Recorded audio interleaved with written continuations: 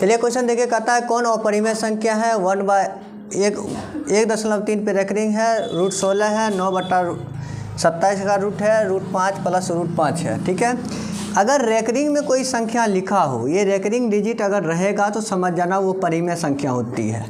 संख्या क्या लिखा हुआ है इससे कोई मतलब नहीं, अगर रेकरिंग रहेगा तो समझना वो परिमेय संख्या है।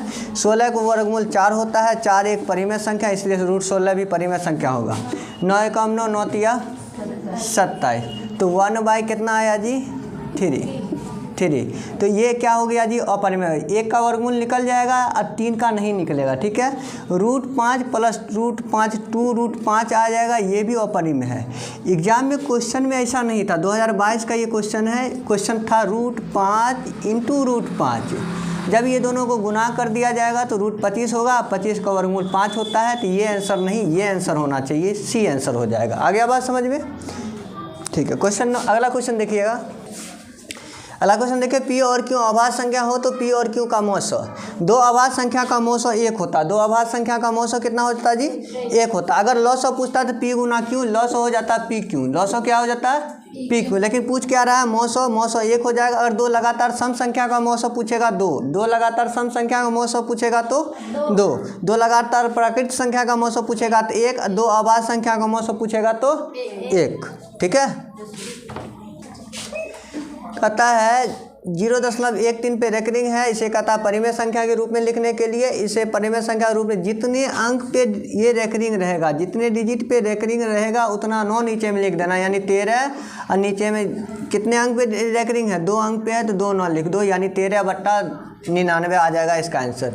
अगर ये रेकरिंग नहीं रहता तब क्या आंसर होता, तो 0.13, ये दशमलव उड़ाता, नीचे में 2 अंक है 2 0 आ जाता, यानी 13/100 आ जाता, तब आंसर होता ये। लेकिन कुछ और पूछ रहा है, रेकरिंग वाला पूछ रहा है, इसलिए आंसर क्या हो जाएगा सी। आ रहा है समझ में?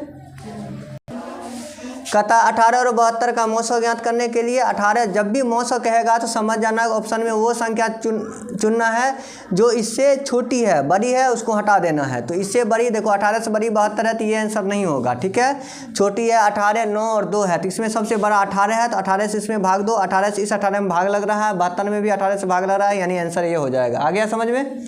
ठीक, कह रहा है रूट 12 का परिमेय कार्य गुणांक है, इनमें से वो संख्या ढूंढना है जिससे इसको गुना करने पर परिमेय बन जाएगा।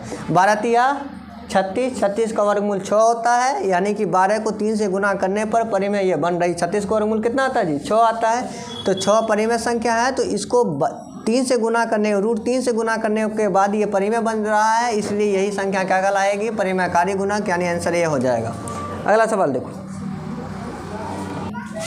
कह रहा है यदि p एक धनात्मक पूर्णांक है, धनात्मक समपूर्णांक का रूप होगा। इसमें से ढूंढना है समपूर्णांक क्या है कि p, जो भी p q r s t w x y z जो भी रहेगा उसके जगह पे 1 रखना है। कितना रखना है 1, तो इसके जगह पे 1 रखिए, 2 एकम 2, इसके जगह पे 1 रखिए 1 1 2, इसके जगह पे 1 रखिए, इसके 2 एकम 2 1 3, ये दोनों विषम हो गया तो ये पहले कट गया। अब फिर 2 रखेंगे, अभी p की जगह क्या रखेंगे 2, यहाँ p की जगह 2 रखिए, 2 2 4, यहाँ 2 रखिए, 2 1 3, ये भी विषम हो गया, कट गया। हमको चुनना क्या सम, लास्ट में एक ही तो बचा, ये आंसर हो जाएगा। जो लास्ट में बचेगा 1 2 3 4 रखते जाना, जब लास्ट में जो बचेगा वही आंसर समपूर्णांक के लिए। विषम वाला में विषम ढूंढना है। ठीक है, आगे समझ में। चलो, कह रहा है दशमलव प्रसार शांत है। दशमलव प्रसार शांत होने के लिए हर जो है 2 पावर m गुने 5 पावर n के रूप का हर का अभाज्य गुणन होना चाहिए। हर में जो भी संख्या है उसका अभाज्य गुणनखंड 2 पावर n गुने 5 पावर n के रूप का होना चाहिए, तभी दशमलव प्रसार शांत होगा, और नहीं है इस रूप का दशमलव प्रसार शांत नहीं होगा। 81 देखिए, 81 का गुणनखंड करिएगा तो आपको सिर्फ 3 देखने को मिलेगा। क्या देखने को मिलेगा 3 देखने को मिलेगा, यानी 3 आ रहा है तो ये इसका दशमलव प्रसार शांत नहीं होगा। 41 एक अभाज्य संख्या है, इसका दशमलव प्रसार शांत नहीं, क्योंकि 2 और 5 के अलावा कोई भी संख्या रहेगा दशमलव प्रसार शांत नहीं होगा। 45 में भी 3 देखने को मिलेगा, 3 गुने 5, 3 5 3 3 9 9 5 45, इसमें भी 3 आ गया, ये भी दशमलव प्रसार शांत नहीं है, ये अकेला निठल्ला बच गया, ये हो जाएगा शांत। आ गया समझ में? अगला क्वेश्चन कहता है अशांत दशमलव प्रसार। इसमें ढूंढना है अशांत किसका दशमलव प्रसार, जिसमें भी बताए हैं कि 2 और 5 के अलावा जो भी आ जाएगा वही अशांत होगा। 121 का गुणनखंड करिएगा तो 11 गुने 11 है, यानी 2 और 5 के अलावा संख्या आ गया तो यही दशमलव प्रसार अशांत होगा। ये भी शांत है, ये भी शांत है, ये भी क्या है, शांत है। दशमलव प्रसार अशांत किसका हो जाएगा, 13/121 का। 64 के अभाज्य गुणनखंड में 2 का घातांक है। 64 के अभाज्य गुणनखंड में देखो 2 का घातांक क्या होगा। 64 का गुणनखंड करिए, 2 32 दूना 64, 2 16 दूनी 32 दिख रहा है, 2 8 16, 2 चौके 8, 2 दूना 4। देखो 2 कितना बार आया है, देखो कितना बार आया 2 जी, 1 2 3 4 5 6, कितना बार आया, 6 बार आया। तो 64 के अभाज्य गुणनखंड में 2 का घातांक कितना हो जाएगा, 6। अगर 12 के अभाज्य गुणनखंड में बोलता है 2 का घातांक 2 छके 12, 2 तिया 6, कितना हो जाता, 2 हो जाता।